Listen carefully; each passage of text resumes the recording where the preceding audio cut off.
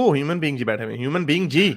Sir सही time पे लिया है। मैं गाड़ी का ब्रेक ठीक करवाने आया, 2 साल पहले मैंने एक्टिविज्म शुरू किया था यूट्यूब पर, तो दिमाग भी मेरा घिस गया और गाड़ी का ब्रेक भी घिस गया है भक्तों और ओहो, मोमिनों से बहस करके। आप तो ब्रेकें बड़ी टिका के मारते होंगे ना, इसलिए। मैंने जो नोट किया है ना, ये जो मोमिनों, हमारा काम अब मुश्किल हो गया है, क्योंकि मोमिनों का मोमिन रहने में ना हिंदू भक्तों का भी डॉगमा हाइल हो रहा है कि आप हाँ, अपना अगर डॉगमा नहीं छोड़ रहे तो मोमिन क्यों डॉगमा छोड़ेंगे। हाँ, आप और हमें डॉगमेटिक हो रहे हैं। ये तो हम अक्सर कहते हैं कि जितना ये कहते हैं कि मुसलमानों की वजह से हम रिएक्शनरी तौर पे सख्त हो गए हैं, तो भाई आपकी की वजह से भी तो मुसलमान मजीद सख्त हो रहे हैं। उनको भी तो एक यूनिटी का एक रीजन मिल रहा है ना, यूनाइट होने का।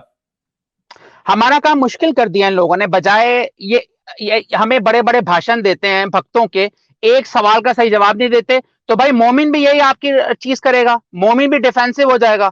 जैसे एक मेरी भक्त भाई से बात हुई जो आपके आए थे ना अभी, हिंदू क्रांति, ये हाँ, इनसे मेरी बहुत बात हुई है कल और परसों। ये कह पकड़ रहे हैं लिया इनको। कि हिंदू का जो लफ्ज है ना, इनकी अब लंबी लंबी सुने। इन्होंने कहा हिंदू का वर्ड जो है वो 1400 साल पहले आया, जब इस्लाम आया हमारे रिएक्शन में, उससे पहले हिंदू वर्ड ही नहीं था।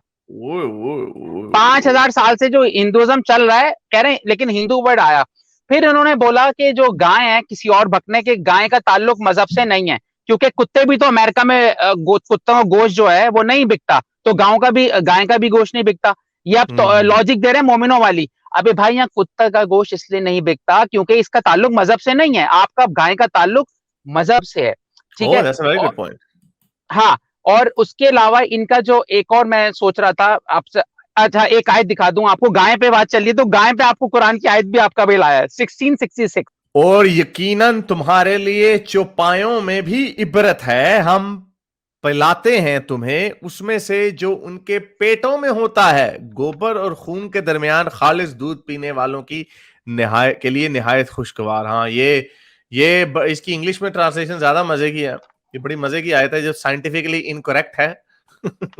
ये कहती है कि दूध जो जो आप दूध आता है ना, वो कहां से आता है। You have a lesson in livestock, यानी जो आपकी गाय भैंसे हैं, we let you drink what comes from their bellies in between the cud and blood, यानी जो उसके गोबर और खून के दरमियान में से जो आता है, जो रिफ्रेशिंग मिल्क है।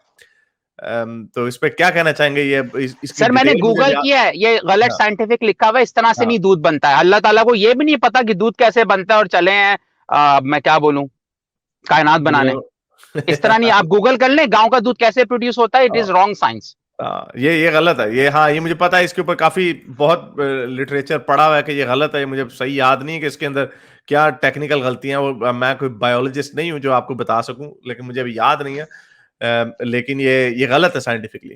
ये इसके ऊपर आप जब भी पढ़ेंगे किसी भी के इसका मिल्क प्रोसेस क्या है। और इसमें जो दूसरी बड़ी मजे की बात है कि कितनी 30% दुनिया तो लैक्टोस इंटॉलरेंट है, यानी वो दूध पी नहीं सकती। तो ये कैसा लेसन है उनके लिए। चलो, वो भी लेसन होगा कि आप दूध नहीं पी सकते, गोलमटोल बात। चले, मेरे इस नेक काम को जारी रखने के लिए मुझे पेपैल या पेट्रियन पे जरूर सपोर्ट कीजिए, ताकि मैं अपना पैगाम ज्यादा से ज्यादा लोगों तक पहुंचा सकूं।